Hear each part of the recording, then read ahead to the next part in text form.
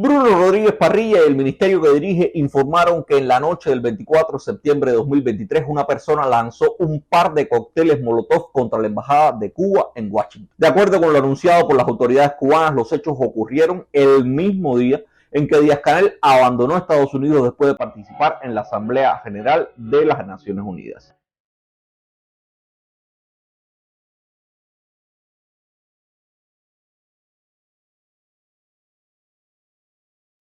El régimen cubano había utilizado esa visita de Díaz-Canel como parte de su estrategia de propaganda internacional para demostrar el respaldo que son capaces de generar todavía en el mismo corazón de su enemigo histórico. Por eso, muchos internautas cubanos no dudaron en calificar el lanzamiento de estos artefactos incendiarios contra la embajada de Washington como un montaje de los servicios de inteligencia cubanos que solo perseguía profundizar la imagen de que el régimen cubano es víctima de constantes agresiones.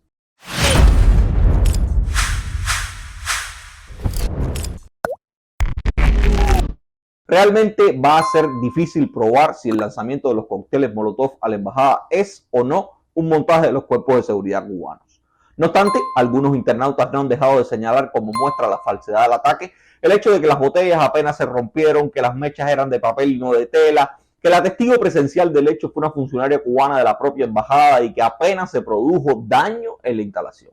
Pero lo cierto es que en buena lid, el hecho de que los cócteles no hayan explotado y que los daños hayan sido minúsculos, lo que demuestra es que quien preparó el atentado o bien no tenía mucho conocimiento de lo que hacía o bien no tenía ninguna intención de hacer daño. Pero hablando como si estuviese en un juicio, ni la una ni la otra señalan indubitadamente al régimen de La Habana como responsable y orquestador del lanzamiento de botellas. Pero si bien los elementos con los que hoy contamos no demuestran indubitadamente que el régimen cubano se hubiese autoagredido, también habría que decir que el hecho de que las pruebas no indiquen claramente un culpable tampoco exculpa necesariamente a la burocracia del Partido Comunista. De eso se trata la inteligencia, de hacer cosas sin que nadie sepa que fuiste tú el que las hiciste. No será tampoco ni la primera ni la última vez que tanto dentro como fuera de Cuba el régimen de La Habana haya construido y torcido hechos a conveniencia, incluido el terrorismo, un método que fue parte del arsenal de lucha del movimiento 26 de julio dirigido por Fidel Castro y que el propio Castro, ya siendo líder del Partido Comunista,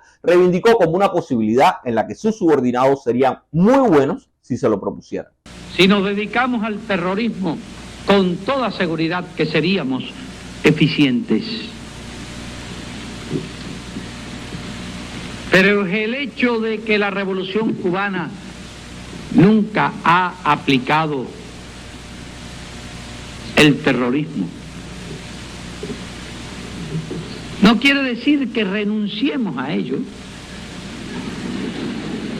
Lo advertimos. Sin ánimos de justificar actitudes y criterios, mi percepción personal es que lo que ha motivado a muchos internautas para no condenar el hecho ha sido la duda y no el apoyo a la violencia o al terrorismo. No he visto, aunque ratifico que no he tenido ni tendré la posibilidad de evaluar todos los criterios que se han vertido al respecto, pues la verdad es que no he visto mucha gente alegrándose por el presunto atentado, sino más bien poniendo en duda su real existencia y su posible utilización como parte de una operación de ingeniería propagandística de parte del régimen de La Habana, dirigida sobre todo a criminalizar y deslegitimar todo el movimiento de protestas que se produjo en los días previos en Nueva York contra la visita de Díaz-Canel y su séquito. ¡Abajo la dictadura! ¡Libertad para Cuba! ¡Libertad!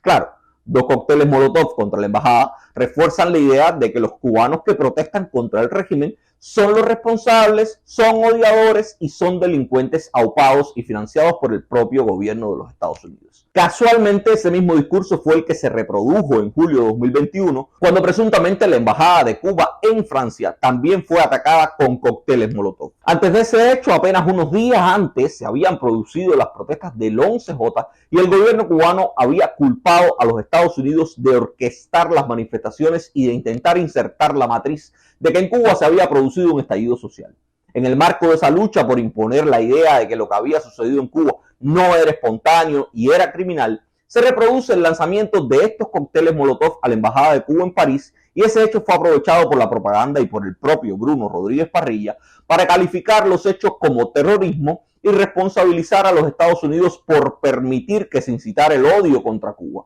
Bruno Rodríguez aprovechó además aquella oportunidad para decir que todos esos hechos pretendían insertar la matriz comunicacional de que había un estallido social en Cuba apoyado por cubanos en muchos lugares del mundo, pero que en Cuba todo estaba en total calma, y añadió que era falso que hubiesen disturbios y que todo eran mentiras esparcidas con las complicidades de transnacionales y plataformas digitales que violaban sus reglas de comunidad y difundían mensajes de odio y mentiras que provocaban hechos como el atentado contra la embajada. En fin, que un hecho calificado como terrorismo fue un revés convertido en victoria por parte del régimen, que permitió en el momento que más lo necesitaba apuntalar la imagen no de un régimen represor y violento como el que mostraban las imágenes, sino de uno indefenso y victimizado al que lo atacaban con cócteles Molotov. Pero más allá de si los cócteles Molotov lanzados contra la embajada son un acto autoinfligido o no, sería bueno dejar algo claro.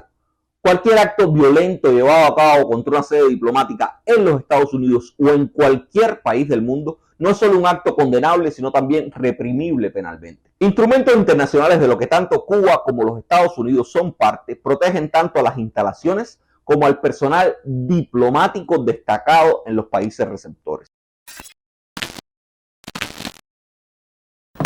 La Convención de Viena de 1961 y la Convención sobre la Prevención y el Castigo de Delitos contra Personas Internacionalmente Protegidas de 1973 reconocen la inviolabilidad de las sedes diplomáticas y del personal diplomático acreditado en los diferentes estados. No es la primera vez que el régimen cubano denuncia un atentado contra su sede diplomática en Washington. El 11 de mayo de 2020, Miguel Díaz-Canel exigía en Twitter al gobierno estadounidense una respuesta a las denuncias sobre el ametrallamiento a nuestra embajada en Washington. Y concluía con un "no olvidamos la larga historia de terrorismo contra nuestros diplomáticos". Más o menos el mismo discurso empleado por Bruno Rodríguez Parrilla hace apenas unos días. En su tuit de mayo de 2020, el Canelo se refería al ametrallamiento que protagonizó Alexander Alazo contra la sede diplomática de Cuba en Washington el 29 de abril de ese mismo año. En esa oportunidad, Alazo, un cubano-americano de 42 años, se bajó de su auto frente a la embajada cubana en Washington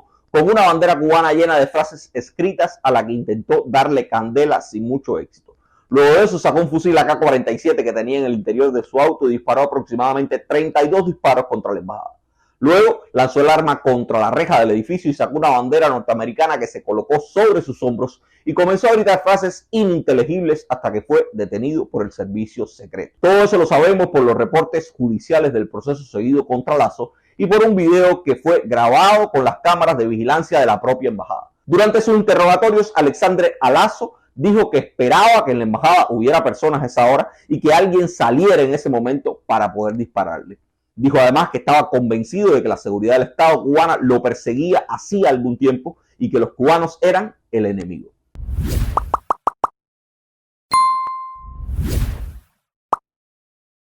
Hoy, Bruno Rodríguez Parrilla habla de la impunidad de quienes considera los responsables de lanzar 2 cócteles Molotov que apenas explotaron contra la embajada cubana en Washington. Pero al mismo tiempo omite convenientemente que Alazo no solo no permaneció impune, sino que lleva más de 2 años en prisión en espera de los resultados de un proceso judicial en el que se discute, entre otras cosas, si es una persona mentalmente capacitada para declararse culpable y entender el alcance de lo que hizo. Bruno omite también que en mayo del 2020, durante una conferencia de prensa en la sede del Ministerio de Relaciones Exteriores, él mismo reconoció la actuación profesional y rápida de las fuerzas de la policía local y del servicio secreto en el momento del ataque. Pero más que nada, olvida que en los hechos denunciados recientemente ya hay imágenes de agentes del servicio secreto investigando lo sucedido en la propia embajada. Digo todo esto porque es muy raro que un gobierno como el de los Estados Unidos permita la impunidad de hechos de este tipo, porque lo cierto es que se toman con bastante preocupación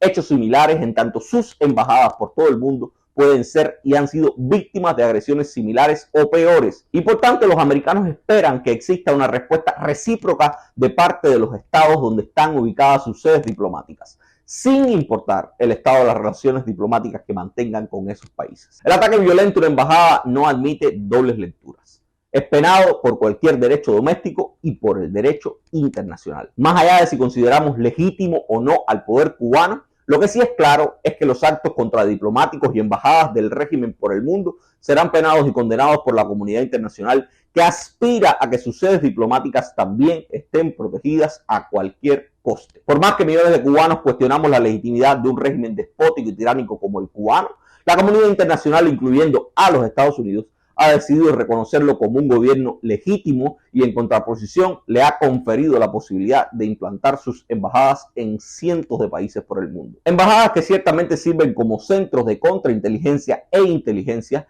y también se convierten en focos de esparcimiento de la propaganda generada desde La Habana, pero que desde el momento en punto en que son consideradas sedes diplomáticas por los estados receptores, están protegidas con todas las garantías que la norma interna de los países y el derecho internacional les confiere. Los cubanos no ganaremos nunca la batalla por la democratización lanzando cócteles molotov contra las embajadas cubanas por el mundo. El régimen del Partido Comunista, que controla una isla no muy relevante geográfica y económicamente hablando, tiene una desproporcionada influencia geopolítica en el mundo y en amplia medida porque ha logrado, a costa del pueblo cubano, mantener representaciones permanentes en casi todos los países del mundo, desde los mismos Estados Unidos, su adversario histórico, hasta islas ínfimas como Timor Oriental. Y todas esas representaciones diplomáticas, nos guste o no, están protegidas por los mismos gobiernos que permitieron y permiten hasta hoy su presencia en sus territorios. Ese es un razonamiento que no es propio, es un razonamiento que ha sido asumido y evaluado por un sector no despreciable de la oposición cubana, un sector que ha trabajado arduamente no para que la gente lance cócteles molotov contra las embajadas de Cuba por el mundo, sino para que el mundo no le reconozca legitimidad al régimen de La Habana.